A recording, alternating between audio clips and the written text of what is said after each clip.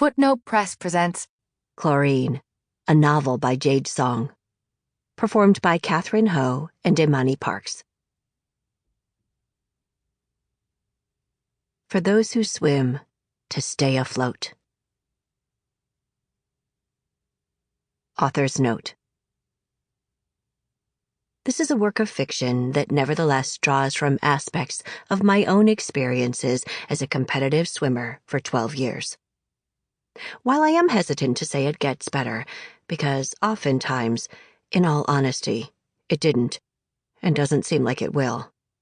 I do hope, even as Chlorine dives into abyss-like waters, that the fierce love, joyous triumph, and humorous absurdity of existence as your true self, whether hidden or free, can be felt throughout this book.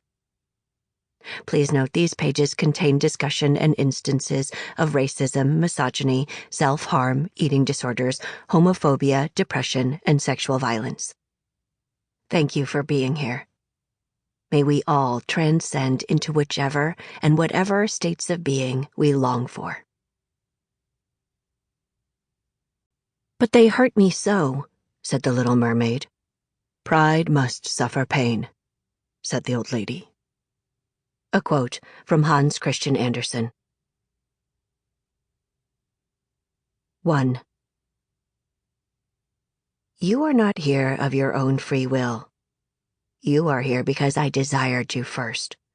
I lured you to me using my intentional charms, my ethereal beauty, my siren song, my six-pack, my tail with scales embroidered in flesh. Forget what you know about mermaids. For too long you've been inundated by G-rated fairy tales, the blood and dirt in their original drafts scrubbed clean by salarymen in suits. They sold you false love disguised in pastels. Thanks to them and the cubicle corporations they work for, you think mermaids wear bikini tops made of shells, swim in salt water, and have flowy red hair.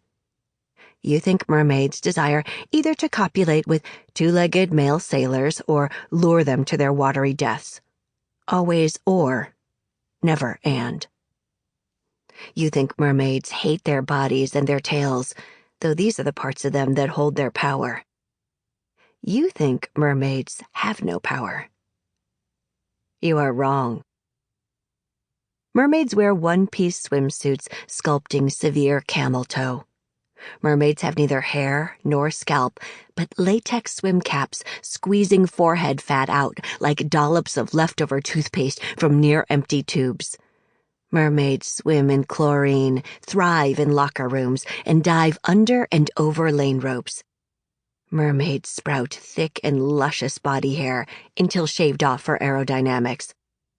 Mermaids would rather eat 4 bowls of pasta than a man, though a man does taste good. Mermaids prefer not to waste precious stomach volume on such non-nutritious fare.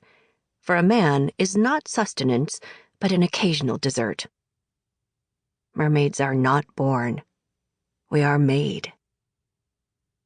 I burst into being when I was 17 years old.